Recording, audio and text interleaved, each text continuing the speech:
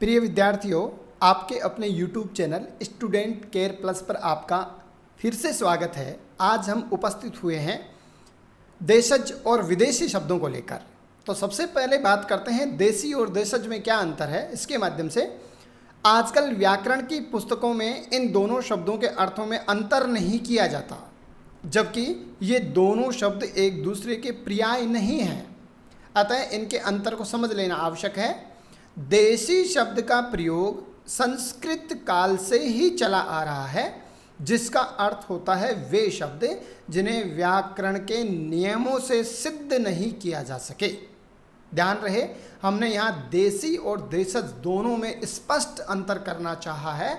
जो कुछ व्याकरण हैं इनमें अंतर नहीं कर रहे हैं, यहाँ हमने उसी बात को समझाने का प्रयास किया है। हमने कहा है कि वे शब्द जिन्हें व्याकरण के नियमों से सिद्ध नहीं किया जा सके वो देसी की श्रेणी में रखा है। विद्वानों का मत है कि ये शब्द वस्तुतः उन आदिवासियों की भाषा के हैं जो आर्यों के प्रभुत्व के समय भी भारत में निवास करते थे। इनमें से ऑस्ट्रिक जैसे कबीले तो आर्यों के आतंक से ऑस्ट्रेलिया और इंडोनेशिया की ओर चले गए, कुछ काल कवलित हो गए और कुछ आर्यों में घुल मिल गए। अतः ये शब्द उनकी ही भाषाओं के अवशेष हैं। भाषा में इनका अंतर्मिश्रण संस्कृत काल से ही प्रारंभ हो गया था। पाली, प्राकृत और अपभ्रंश भाषाओं में तो इनकी पर्याप्त बहुलता पाई जाती है। ऐसे अनेक शब्द अपने विकसित रूप में आधुनिक भाषाओं में मिलते हैं, अर्थात इस श्रेणी में वे शब्द आते हैं जिनके स्रोत का कोई पता नहीं है। अर्थात देसी की श्रेणी में वे शब्द आते हैं जिनके स्रोत का कोई पता नहीं है तथा संस्कृतेतर भारतीय भाषाओं से आ गए हैं। दूसरी ओर देशज शब्द उन्हें कहा जाना चाहिए जिनका निर्माण भाषाभाषी लोगों ने स्थानीय आधार पर आवश्यकता के अनुसार कर लिया है। अर्थात भाषा के अपने शब्दों को देशज शब्द कहते हैं। इन दोनों प्रकार के शब्दों को इस आधार पर एक वर्ग में रखा गया है कि दोनों की ही व्युत्पत्ति संदिग्ध है। किसी भी ज्ञात देशीय या विदेशी भाषा के आधार पर इन्हें व्युत्पन्न नहीं किया जा सकता। यहाँ हमने और स्पष्ट करना चाहा है, देशी और जो देशज शब्द हैं उनको हमने बताना चाहा है कि जो देशी शब्द हैं वो द्रविड़ जातियों से आए हुए शब्द हैं, जैसे काच है, कुटी है, चिकना है, ताला है, नीर है, पंडित है, माला है, मीन है, लुंगी है, डोसा है, इडली है। ये सभी देशी शब्द हैं जो द्रविड़ भाषाओं से आए हैं। कुछ देशी शब्द ऐसे हैं जो कोल, संथाल आदि जातियों से आए हैं। ध्यान रहे, देसी और देशज का हमने यहाँ स्पष्ट अंतर किया है। कुछ देशी शब्द ऐसे हैं जो कोल, संथाल आदि जातियों से आए हैं, जैसे तांबुल है, परवल है, बाजरा है, भिंडी है, केला है, कपास है, कोड़ी है, सरसों है आदि। ये देशी शब्द हैं।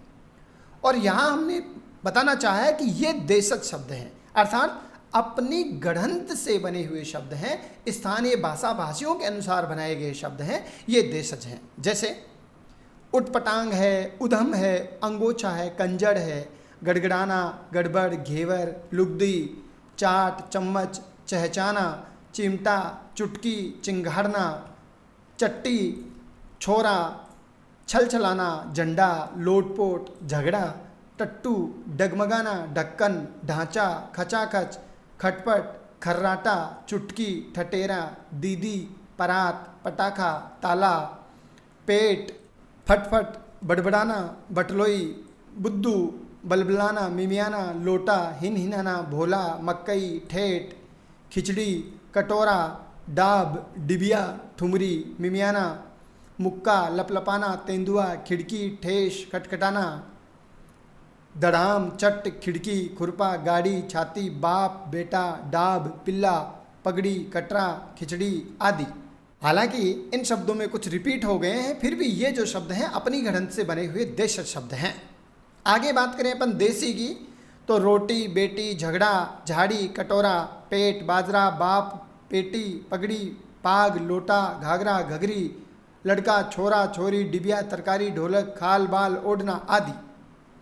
जो देशज शब्द हैं वो तेंदुआ, भोपू, आला, झपझप, टप टप, झरझर, टें टें, चें चें, में में, कल कल, झलमल, फटकार, सटकना, छप छप, धड़ाधड़, फटफटिया, चीलगाड़ी, पों पों आदि अनेक शब्द हैं जो भाषाओं में समय समय पर बनते रहे हैं।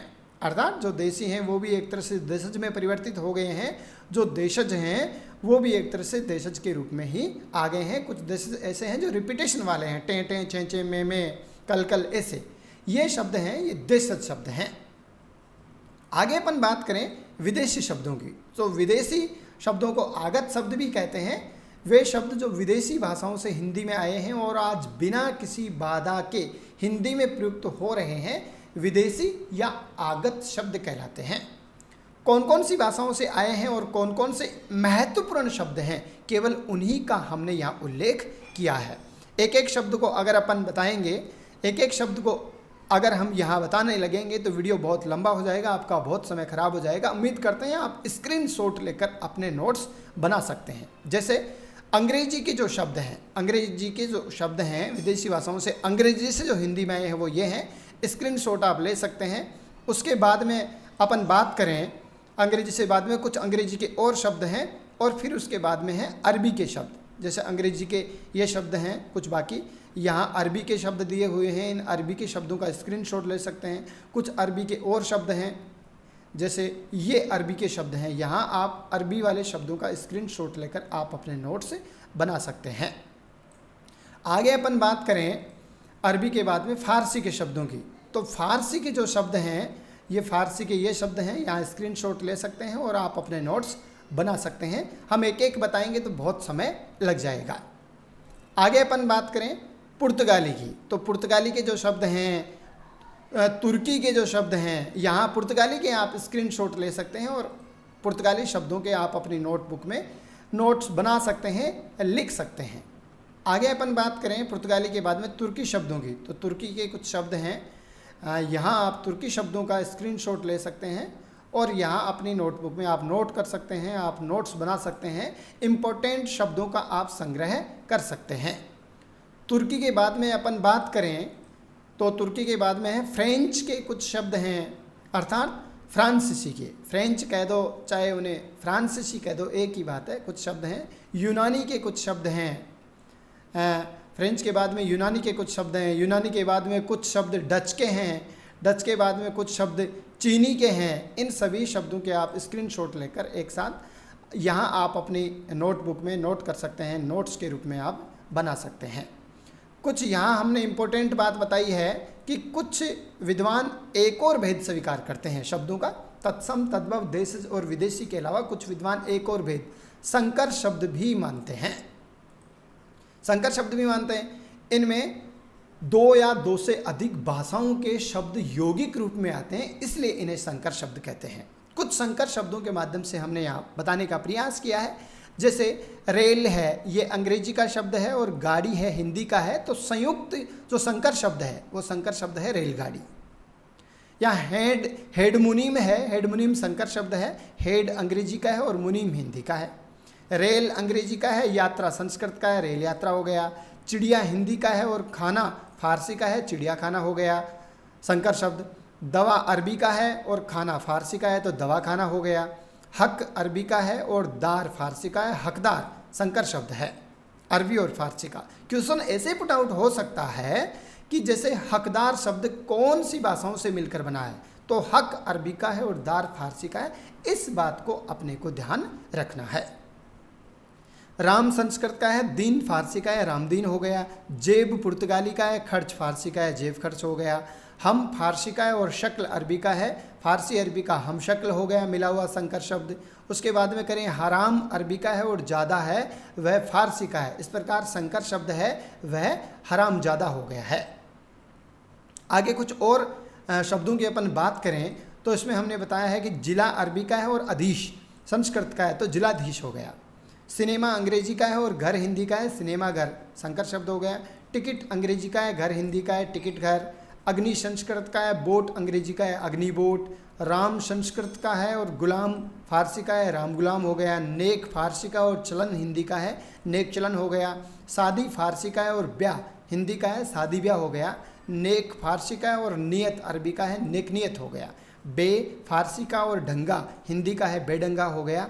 बे फारसी का है और कायदा अरबी का है तो बेकायदा हो गया। कुछ और शब्द हमने बताना चाहा है तो हमने कहा है कि जांच फारसी का है और करता हिंदी का है तो जांच करता संकर शब्द हो गया।